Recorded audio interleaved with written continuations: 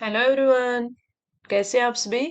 I hope अच्छे and स्वस्थ होंगे। आप सभी का स्वागत है आपके अपने यूट्यूब चैनल लर्न विद प्रीत चौधरी में। आज की जो हमारी क्लास है, जैसा कि आपने थंबनेल में देख ही लिया है, हमारी क्लास रहने वाली है आपके आर एस 2024। आर एस 2024 के जो पेपर फोर्थ है उसकी। और पेपर फोर्थ है उसकी अगर हम बात करें तो उसमें हमारी जो यूनिट फर्स्ट है यानी हिंदी की, उस पर हमें क्लास है। आज का टेस्ट है रहने वाला है पार्ट ए और आपका पार्ट बी और सी। आपको पहले जो क्वेश्चन बताया था मैंने आपके 23 नंबर टेस्ट में कि आपको 24 में इसकी प्रैक्टिस करनी है, फिर हम इसका सॉल्यूशन करेंगे। आई होप आपने अच्छे से प्रैक्टिस की होगी। आपके अच्छे है वो रिव्यू आ रहे थे कि मैम इस प्रकार आप करवा रहे हो और इंग्लिश की हमें वहां पे टेलीग्राम पे प्रोवाइड करवा रहे हो, तो इसके लिए भी अच्छे रिव्यू थे आपके।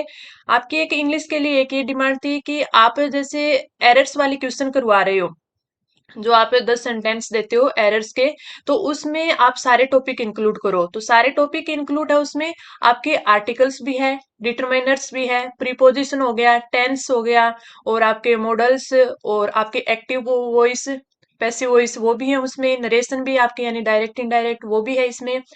और आपका ये था कि आप है ना जैसे ईडियम और फ्रेजल वर्ब्स है, उसके भी आपको कुछ है वो जो आपके मैटर है वो भी प्रोवाइड करवाया जाए आपको, तो उसका भी जल्दी है मैं आपको टेलीग्राम पे प्रोवाइड करवा दूंगी। साथ में आपके वन वर्ड, तो इन चीजों के एक तो आपका वन वर्ड, एक आपका जो आपके ईडियम है, आपके ईडियम्स है इसकी, और एक साथ में आपके जो कंफ्यूजन वर्ड है, कौन सी कंफ्यूजन वर्ड, कंफ्यूज्ड वर्ड, तो ये तीनों की तीनों भी मैं आपको वहां पे टेलीग्राम पर प्रोवाइड है वो करवा दूंगी। तो आपके 20 जो क्वेश्चन आते हैं एरर्स वाले, और साथ में इसी में 20 मार्क्स के यही होते हैं, एरर्स के साथ ही ये आती है, तो ये भी मैं आपको वहां पर प्रोवाइड है वो करवा दूंगी। आपके जैसे एलिब्रेशन हो गया, पैराग्राफ हो गया, ये चीजें भी वहां पे मैं प्रोवाइड करवा दूंगी। तो आप उसमें से है एक काम करना, जो भी आपको इम्पोर्टेंट लगे तो आप उनको या तो स्क्रीनशॉट लेके अपने पास रख लो, या फिर इनको है वो नोट डाउन कर लो। नोट डाउन कर लोगे तो आप जैसे ही प्रैक्टिस करोगे, आप कुछ भी जैसे अपनी खुद की आंसर राइटिंग करोगे तो उसमें आपकी काफी उसमें हेल्प हो जाएगी। तो चलिए अब स्टार्ट करते हैं आज का हमारा टेस्ट। हिंदी का 24 नंबर आज का टेस्ट रहने वाला है। तो सबसे पहले हमारा पार्ट ए, और पार्ट ए में हमारा जो आज का क्वेश्चन है वो है वाक्यांश के लिए सार्थक शब्द। वाक्यांश के लिए सार्थक शब्द, तो इसकी हम बात करें तो सबसे पहले हमें जो दिया हुआ है अध्ययन किया हुआ, अध्ययन किया हुआ का हमें सार्थक शब्द लिखना है। तो इसका अर्थ होता है अधीत। अध्ययन किया हुआ अधीत, अध्ययन किया हुआ अधीत। आम का बगीचा, आम का बगीचा अमराई, आम का बगीचा अमराई। अगर आपको याद हो तो ये पहले भी मैं करवा चुकी हूँ आपको। अगला है निम्नलिखित वाक्यों के शुद्ध रूप लिखिए। सार्थक शब्द के बाद वाक्यों के शुद्ध रूप वाला हमारा आया है। तो इसमें देखें तो इसमें हमें पहले दिया हुआ है सूखे से भूख की समस्या खड़ी हो गई। सूखे से भूख की समस्या खड़ी हो गई, तो इसमें क्या होगा कि सूखे से भूखमरी की समस्या खड़ी हो गई, तो हम लिखेंगे सूखे से, सूखे से भूखमरी, भूखमरी की समस्या खड़ी हो गई, खड़ी हो गई। तो ये आपका वाक्य शुद्धि है। आपके एग्जाम में आपके वाक्य शुद्धि और शब्द शुद्धि दोनों आएंगे, तो हमें प्रैक्टिस है वो दोनों की करनी है।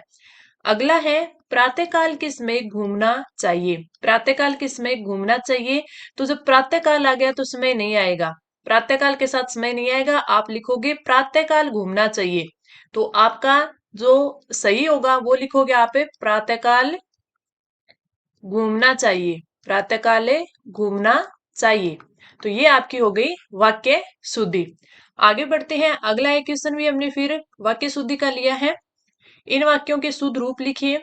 व्याकरण के बहुत मुद्दे चिंताजनक है। व्याकरण के बहुत मुद्दे चिंताजनक है, तो इस पर हम क्या लिखेंगे कि व्याकरण के बहुत मुद्दे चिंतनीय है। चिंताजनक नहीं हो सकते, वो क्या होंगे, चिंतनीय होंगे। तो व्याकरण के बहुत मुद्दे चिंताजनक की जगह अपन लिख देंगे चिंतनीय है। क्या लिख देंगे, चिंतनीय है। तो हम पूरा लिख देंगे व्याकरण के बहुत मुद्दे चिंतनीय है, तो हमारा ये राइट हो जाएगा। अगला है तुम्हें तुम्हें मेरी प्रतीक्षा देखनी चाहिए थी। अपन प्रतीक्षा है वो देखते नहीं है, करते हैं। तो इसका हमारा जो राइट होगा वो होगा तुम्हें तुम्हें मेरी प्रतीक्षा तुम्हें मेरी प्रतीक्षा करनी चाहिए थी। करनी चाहिए थी। तो ये आपका राइट हो गया। आपके दोनों के दोनों हैं। जो वाक्य शुद्धि के क्वेश्चंस थे वो हमने कर लिए। अब हम बढ़ते हैं अगले पर, जो कि हमें क्या दिया है, शब्द शुद्धि का क्वेश्चन है, जिसमें हमें चार है वो शब्द दिए गए हैं, 2 नंबर के होंगे ये। तो सबसे पहले दिया गया है हमें अनेकों। तो अनेकों कभी नहीं लिखा जाता, ये क्या लिखा जाता है, अनेक लिखा जाता है। अनेकों कभी नहीं लिखा जाता, क्या लिखा जाता है, अनेक। अनेकों नहीं होता, शुद्ध रूप होता है अनेक। अगले में बढ़ते हैं। अगला हमारा दिया हुआ है एहसास। एहसास में ए नहीं आता, ए आता है। एहसास कैसे लिखते हैं, एहसास, एहसास। ठीक है। तो ए नहीं होता, ए होता है। तो ये हमारा राइट हो गया। एतरे। एतरे की बात करें तो इसमें ए पर भी आपकी ऐ की आती है ना, जो एक मात्रा होती है वो आती है। तो इसमें हम क्या लिखेंगे, एतरे। एतरे इस प्रकार लिखा जाता है, जिसमें ऐ पर भी मात्रा जो ऐ होता है, ये ए नहीं होता। ठीक है। अगला आता है गीतांजलि, जो बहुत बार एग्जाम में आता है। गीतांजलि की बात करें तो इसमें जो आपके लैब पर जो मात्रा है वो छोटी आती है, बड़ी नहीं आती। गीतांजलि इस प्रकार लिखा जाता है। तो ये आपका सही वर्ड हो गया। तो हमें पता हो गया कि अनेकों नहीं अनेक लिखा जाता है, एहसास में ए आता है, एत्रय में ए पर भी मात्रा आती है, रै पे भी आती है, और गीतांजलि में छोटी मात्रा आती है, तो गीतांजलि। अब ये हमारा अगला क्वेश्चन भी शब्द शुद्धि का है, जिसमें हमें देखें तो सबसे पहले जो हमें दिया गया है वो दिया गया है अधिग्रहित। सबसे पहले क्या दिया गया है, अधिग्रहित। तो ये अधिग्रह ग्रह ग्रह बोल रखा है ना, ग्रह नहीं गृह होता है। ठीक है, यानी री आता है नीचे। तो हमारा सही क्या हो जाएगा, अधिग्रहित। इसमें देखें तो हमारी दो गलतियां दे रखी है। एक तो रै दे रखा है जो री होगा, एक छोटी मात्रा दे रखी है ई की, तो बड़ी होगी। तो जो भी आप क्वेश्चन देखो एग्जाम में, तो आप ये मत सोचना कि एक ही अशुद्धि दी हुई होगी। एक के अलावा 2 से 3 अशुद्धि भी दी हुई होती है। वैसे ही जैसे कई बार एग्जाम में आता है ना कि इसमें से उपसर्ग है वो अलग कीजिए, उपसर्ग अलग कीजिए। तो उसमें उपसर्ग है वो कई कई बार तो 3 से 4 उपसर्ग भी दे देते हैं। ठीक है। तो उस चीज का ध्यान रखना होता है कि कभी भी अशुद्धि आप ये मत सोचना कि इसमें एक री की अशुद्धि आ गई तो आप है पे ध्यान ही ना दो, पूरा अच्छे से उस शब्द को है वो देखना है। अगला आता है दुरावस्था। दुरावस्था की अगर हम बात करें तो ये दुरावस्था नहीं होती, दुर्वस्था होती है। क्या होती है, दुर्वस्था। दुर्वस्था होती है। ठीक है। आगे अगर हम बात करें अगले की, पड़ोसी। पड़ोसी की बात करें तो इसमें हमारे दो मात्रा नहीं होती, ये ओ की मात्रा होती है, ना कि औ की। तो ए की मात्रा आती है पड़ोसी, इस प्रकार लिखा जाता है पड़ोसी। ठीक है। अगला आता है मिष्ठान। मिष्ठान नहीं होता, ये होता है मिष्टान।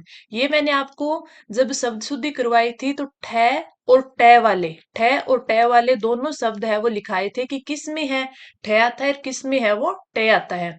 क्यों, क्योंकि इस चीज पे जो शब्द शुद्धि काफी बनती है। एक तो ठे टे वाले पर, एक जो आपके छोटे ऊ और बड़े ऊ, छोटे ऊ और बड़े ऊ वाले वो हो गए, या फिर दोनों ही छोटे वाले हो गए, दोनों ही बड़े वाले हो गए, या फिर एक आगे वाला बड़ा हो गया और बाद वाला है वो छोटा हो गया। तो इस वाले भी कई सारे हैं, जो 6 से 7 है वो मैंने आपको कई बार है शब्द शुद्धि में याद करवाए थे। तो ऐसे जो क्वेश्चंस होते हैं वो काफी बार पूछे जाते हैं। मिष्ठान की जगह क्या आएगा, ये आएगा मिष्टान। मिष्टान, और इसमें नए भी क्या आते हैं, 2 आते हैं, मिष्टान। तो ये आपका सही हो जाएगा, सही शब्द हो जाएगा। तो ये होगी हमारी वाक्य शुद्धि और शब्द शुद्धि। अब हम आगे बढ़ते हैं मुहावरों पर। आगे बढ़ते हैं मुहावरों पर। आपके जो एग्जाम में है वो मुहावरे और लोकोक्ति दोनों आएंगे, और दोनों का ही वाक्यों में प्रयोग भी आएगा। तो हमें दोनों की प्रैक्टिस करनी है। तो इसमें हमें मुहावरे पर प्रैक्टिस करनी है। तो हमें 2 मुहावरे दिए गए हैं, पहले उनका अर्थ देखना है, उसके बाद उनका वाक्य में प्रयोग करना है। पहले की बात करें, कान में तेल डालना। कान में तेल डालने का मतलब होता है किसी भी बात पर ध्यान न देना। तो सबसे पहले इसका अर्थ लिख देते हैं हमें। क्या होगा, कान में तेल डालना यानी किसी की बात पर ध्यान न देना, ध्यान न देना। ये तो इसका हो गया अर्थ। अब हम इसमें वाक्य में प्रयोग करते हैं, तो वाक्य में प्रयोग करेंगे तो इसका लिख देंगे कि परीक्षा तिथि आगे बढ़ाने की मांग को लेकर अभ्यर्थियों द्वारा धरना प्रदर्शन जारी है, परंतु कॉलेज प्रशासन की कोई प्रतिक्रिया नहीं है। ऐसा लग रहा है जैसे कान में तेल डाल रखा है। तो अपन लिखेंगे परीक्षा तिथि, परीक्षा तिथि। अब तिथि मैंने लिखा है, इसमें दोनों की दोनों छोटी मात्राएं मैंने बताया था। लिपि हो गया, तिथि हो गया, विधि हो गया, इन सब में दोनों की दोनों छोटी मात्राएं आती है। तो परीक्षा तिथि आगे बढ़ाने, परीक्षा तिथि आगे बढ़ाने की मांग, मांग को लेकर, मांग को लेकर अभ्यर्थियों ने या अभ्यर्थियों द्वारा धरना प्रदर्शन, धरना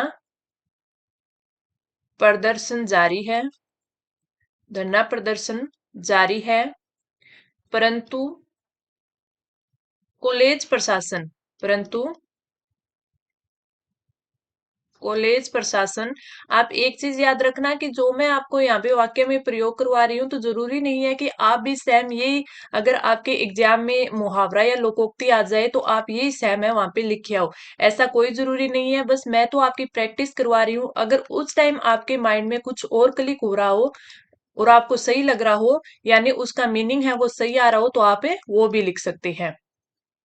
ठीक है, परंतु कॉलेज प्रशासन की कोई प्रतिक्रिया नहीं है, तो कोई प्रतिक्रिया नहीं है। अब इसमें आगे हम वही लिख देंगे जो कि हमारे मुहावरे में दिया गया है कि ऐसा लग रहा है, ऐसा लग रहा है जैसे कान में तेल डाल रखा है, जैसे कान में तेल डाल रखा है, डाल रखा है। तो ये हमारा पहला अर्थ आ गया, कान में तेल डालना यानी किसी भी बात पर ध्यान न देना। परीक्षा तिथि आगे बढ़ाने की मांग को लेकर अभ्यर्थियों द्वारा धरना प्रदर्शन जारी है, परंतु कॉलेज प्रशासन की कोई प्रतिक्रिया नहीं है। ऐसा लग रहा है जैसे कान में तेल डाल रखा है। तो ये हमारा पहला मुहावरा हो गया। अब आता है हमारा अगला मुहावरा, जो कि हमें दिया गया है कि गंध तक न आना। गंध तक न आना का मतलब होता है किसी चीज को गुप्त रखना, किसी चीज को गुप्त रखना। तो हम इसका अर्थ तो लिख देंगे गुप्त रखना। अर्थ क्या लिख देंगे? गुप्त रखना। अब इसमें अगर हम देखेंगे, इसका वाक्य में प्रयोग करेंगे, तो वाक्य में प्रयोग ये हो जाएगा कि जो चिटफंड फर्में होती हैं, निवेशकों को ज्यादा रिटर्न का वादा कर ऐसे धोखाधड़ी करती है कि किसी को गंध तक नहीं आती। तो यहाँ पे हम लिखेंगे चिटफंड फर्में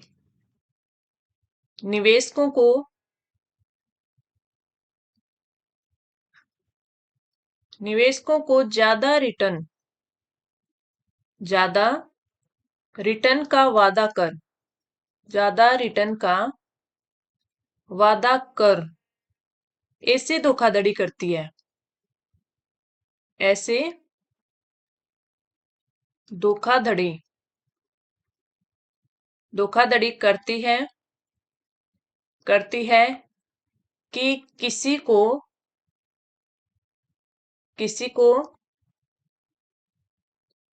गंध तक नहीं आती, गंध तक नहीं आती यानी किसी को पता तक नहीं चलता। गंध तक नहीं आती, किसी को पता तक नहीं चलता, यानी गुप्त रखते हैं। तो गंध तक नहीं आना, गुप्त रखना। चिटफंड फर्में निवेशकों को ज्यादा रिटर्न का वादा कर ऐसे धोखाधड़ी करती है कि किसी को गंध तक नहीं आती। अब हम बढ़ते हैं हमारे 7वें क्वेश्चन पर, जो कि हमें दिया गया है पारिभाषिक शब्दावली वाला। अगर इसमें बात करें तो इसमें प्रशासनिक शब्दावली भी आती है, आपकी पारिभाषिक शब्दावली भी आती है। इसमें हमें सबसे पहले दिया है एनिसलिरी। एनिसलिरी की बात करें तो इसका जो अर्थ होता है वो होता है अनुसंगी बोल दें, आनुषंगिक बोल दें, या फिर अधीनस्थ बोल दें। तो अपन यहाँ पे क्या लिखेंगे? अपन लिखेंगे यहाँ पे आनुषंगिक, आनुषंगिक। बाकी इसका अर्थ आपका अनुसंगिक भी होता है, इसका अर्थ है आपका अधीनस्थ भी होता है। अधीनस्थ में आपके बड़ी आएगी, अधीनस्थ। अधीनस्थ यानी सहायक, ये भी होता है, लेकिन सही मेरे को आनुषंगिक लगा तो एनिसिलरी यानी आनुषंगिक। अगला आता है इनफोर्स। इनफोर्स का मतलब क्या होता है? परिवर्तन करना यानी लागू करना। परिवर्तन करना यानी लागू करना। तो ये हो गई हमारे दो पारिभाषिक शब्दावली वाले, एनिसिलरी और इनफोर्स, आनुषंगिक और परिवर्तन करना। अब हमारा आता है पार्ट बी। कल हमने संक्षिप्तीकरण का मैंने आपको एक पैराग्राफ दिया था, जिसमें आपको इसका पैराग्राफ का एक तो आपको शीर्षक लिखना था और 1/3 शब्दों में इसका संक्षिप्तीकरण करना था। कल जब मैंने ये दिया था, ये पीडीएफ अपलोड करने के बाद आपके मैसेज आए थे, वो क्या थे कि मैडम जब हम ये करते हैं तो हमें एक चीज का डाउट रहता है। वो क्या होता है कि हमें कैसे पता चलेगा? जैसे हमने लिख दिया कि ये, मतलब हमने 4 से 5 लाइन लिख दी और हमें पैराग्राफ में भी लगभग देखिए 6 साढ़े 6 लाइनें दे रखी है और हमने 4 5 लिख दी, तो क्या ये गलत होगा? पहली बात। दूसरी, ये क्या 1/3 वर्ड हम कैसे काउंट करें? क्या वहां पे गिने? इतना टाइम नहीं होता। तो आपको गिनना नहीं होता। आपको करना क्या होता है, जो आपको पैराग्राफ दिया होता है उसकी एक लाइन के आप है वो वर्ड गिन लो। जैसे इसमें देखो 1 2 3 4 5 6 7 8 9 10 11 12 13 14 15 16 17 18। अभी इसमें 18 है। ठीक है, इसमें जैसे न भी आ गया, का भी आ गया, है भी आ गया। तो आगे वाली में आपके 16 17 18 20, बस यहाँ तक ऐसे ऐसे वर्ड आएंगे। ठीक है, मतलब इतने इतने शब्द होंगे हर लाइन में। तो अगर ये शब्द अपन ने एक के गिन लिए और फिर हम लाइनें गिन लेते हैं, कितनी है? 1 2 3 4 5 6 7, 7 हो गई, मतलब 6.5 होगी। ठीक है, 6.5 इंटू आपके 18 हो गई। ठीक है, अब इनको करेंगे, इसमें 1/3 बोला है हमें तो 3 का भाग दे देंगे। ठीक है, ये सब करेंगे तो कितना आ जाएगा? शायद ये 6.5 से 18 को करेंगे 117 बाय 3 और ये आ जाएंगे 39। यानी हमें जो अगला हमें लिखना है, 1/3 शब्दों में संक्षिप्तीकरण करना है, लगभग हमें 39 40 शब्द है वो लिखने हैं। ये चीजें हर एक में करने वाली नहीं होती। बस आप जब प्रैक्टिस कर रहे हो आंसर राइटिंग की, तब आप 4 से 5 पैराग्राफ में ऐसे कर लोगे तो आपको खुद को ही अंदाजा आने लग जाएगा कि हाँ, इस पैराग्राफ के हैं हमें कितने शब्द लिखने हैं, कितने लाइनों में लिखने हैं। अब मैं आपको यहाँ पे करवाती हूँ ना, तो उसकी 3 से 3.5 लाइनें होती हैं। ठीक है, 3 से 3.5 या 4 लाइनें हो जाती है। फिर देखने में तो ऐसे लगता है क्या कि ये 1/3 शब्द है क्या, ये कहीं हम कम तो नहीं लिख रहे? तो ये नहीं होता। आपका जो मैंने आपको बता दिया, मोटा मोटी आप कैसे करोगे, शुरू शुरू में आपको थोड़ी सी वो होएगी, दिक्कत सी होएगी कि हमें कैसे पता चलेगा कितना है। तो आपको थोड़ा सा मैंने बता दिया, आप शुरू में जब प्रैक्टिस कर रहे हो तो 4 से 5 जो पैराग्राफ है आपके ये दिए हुए संक्षिप्तीकरण करो, तो उसमें ये ट्राई कर लेना, फिर आपको खुद को ही अंदाजा लगने लग जाएगा। तो आपको करना क्या है, पहले एक लाइन के हैं वो आपको गिनने हैं शब्द, फिर उन शब्दों को आपकी जितनी लाइनें हैं उनसे गुना करना है और उसमें 3 का भाग देना है। और फिर वो जितने शब्द आते हैं वही आपके क्या हो जाएंगे, आपके इतने शब्द आपको लिखने हैं, 1/3 शब्द हो जाएंगे। ठीक है, आई होप अब आपको अच्छे से समझ आ गया कि आपको कैसे करना है, ना आपके कोई डाउट रहेगा। अब दूसरी बात क्या है इसमें, दूसरी बात ये आती है कि मैम शीर्षक लिखते हैं वो अच्छे से नहीं लिखा जाता। ठीक है, और इसमें जो हम मतलब संक्षिप्तीकरण करते हैं तो इसमें कोई बाहर का वर्ड लिख सकते हैं क्या? बाहर का वर्ड मतलब कि इसमें जो वर्ड नहीं दिया हुआ और हम वो शब्द लिख दे। तो एक बात ये है, अगर आपके सबसे पहले शीर्षक की दिक्कत आती है कि आपसे शीर्षक नहीं लिखा जाता है, तो आप शीर्षक को पहले छोड़ो। ठीक है, पहले आप शीर्षक की लाइन छोड़ के आप नीचे वो संक्षिप्तीकरण करो। आपको जो 3 से 3.5 या 4 लाइन जो लिखनी होती है वो लिख दो आप। वो लिखोगे ना तो आपके माइंड में आ जाएगा कि आप किस चीज के बारे में बात कर रहे हो, किस चीज के बारे में आप लिख रहे हो। तो शीर्षक में होता क्या है, इसमें हमें 1/3 वर्ड लिखने होते हैं। तो इसका एक तो ये होता है कि जो गद्यांश हमें दिया हुआ होता है या फिर जो अवतरण दिया होता है, ठीक है, उसका मूल भाव हमें स्पष्ट करना है। मूल भाव स्पष्ट करना है। ठीक है, पहली बात ये होगी। दूसरी, कि जो भी ये हमें अवतरण या फिर जो गद्यांश दिया होता है तो इसमें जो शब्द होते हैं उन बार के शब्दों को नहीं लिखना होता। यानी जब तक हमारे पास पॉसिबल हो, जब तक आवश्यक हो, जब तक आवश्यक हो हमें बाहर के शब्द नहीं लिखने। और इसमें मोस्ट एक चीज ये याद रखनी है कि आपको वाक्यांश के लिए जो एक शब्द होते हैं, वाक्यांश के लिए एक शब्द होते हैं, उनका ज्यादा से ज्यादा यूज करना होता है, ज्यादा से ज्यादा यूज करना होता है। क्यों? कि जो आपका एक जो ये संक्षिप्तीकरण है, एक ये और एक ये जो आपका वाक्यांश के लिए एक शब्द है, ये दोनों के दोनों जो आपकी लेखन शैली होती है इसको अच्छा करते हैं। किसको? लेखन शैली को अच्छा करते हैं। तो ये तभी आपकी पॉसिबल होगी जब आपको वाक्यांश के लिए एक शब्द अच्छे से आ रहे होंगे। अब इनमें आपको वाक्यांश के लिए एक शब्द आप यूज करोगे, अब तो आप मान के चलिए एक लाइन है या आधी लाइन है, जैसे ये एक लाइन की बात करें तो इसमें दो वाक्यांश के लिए अगर हम शब्दों का प्रयोग कर दिया तो हमारे ये 18 जो शब्द दिए गए हैं वो दो में आ जाएंगे। इस हिसाब से आपको करना होता है। तो आपको ध्यान क्या रखना है, एक तो बाहर की चीजें जब तक हमें पॉसिबल हो हमें नहीं लिखनी है, ठीक है। पैराग्राफ के अंदर जो लाइनें दी होती हैं यानी जो शब्द दिए होते हैं उन्हीं का यूज करना होता है। दूसरा, हमें वाक्यांश के लिए एक शब्द का यूज करना है, ठीक है। शीर्षक की बात करें तो इसमें जो कि अब हम शीर्षक कैसे चुने, जो इसमें मुख्य शब्द होते हैं। एक तो होता है मुख्य शब्द, एक होता है आवश्यक शब्द। एक क्या होता है, आवश्यक शब्द, ठीक है। तो जो जो इसमें मेन मेन शब्द दिए होते हैं उन पे ध्यान दीजिए और फिर इसमें देखिए कि हमें किस चीज के बारे में बोल रहा है, किस चीज के बारे में हम लिख रहे हैं। तो आपको तीन चीजों का ध्यान रखना है। तीन कौन कौन सी, एक तो आप शुरू के 4-5 की प्रैक्टिस करो, तब इनके है ना आप शब्द गिन के, लाइनें गिन के उसमें तीन का भाग दे के देख लेना कि हमें कितने शब्द लिखने हैं, ठीक है। इसी पैराग्राफ में मैं आपको करके दिखाऊंगी, जैसे हमारा ये आया था ना कि हमें 39 शब्द लिखने हैं, तो वो भी मैं आपको बताऊंगी, ठीक है। ये हो गए। अब हम बात करें कि हमें पहले शीर्षक नहीं लिखना, पहले हमें संक्षिप्तीकरण करना है, उसके बाद हमें बाद में इसका शीर्षक लिखेंगे। तो अब पढ़ते हैं कि इसके बारे में क्या दिया है। स्वतंत्रता का मर्म समता है, विषमता से स्वतंत्रता भंग हो जाती है। बाह्य रूपों की समता चाहे संभव न हो, किंतु आंतरिक भाव की समता स्वतंत्रता का आधार है।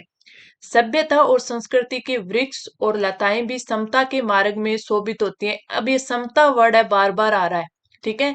समता का मूल तत्व यही है कि बाह्य विषमता होते हुए मनुष्य की दृष्टि में सब समान है। मनुष्य के भावों का संबंध बाह्य विषमताओं से संकुचित नहीं होता। मनुष्यता की जो दृष्टि है से कोई भी मनुष्य दूसरे मनुष्य को श्रेष्ठ नहीं है। मानवीय और नैतिक गुणों का उत्कर्ष भी इस मानवीय समता को खंडित नहीं कर सकता। नवीनता, सक्रियता, स्वतंत्रता आदि के अतिरिक्त समता मानवीय उल्लास का मूल स्रोत है।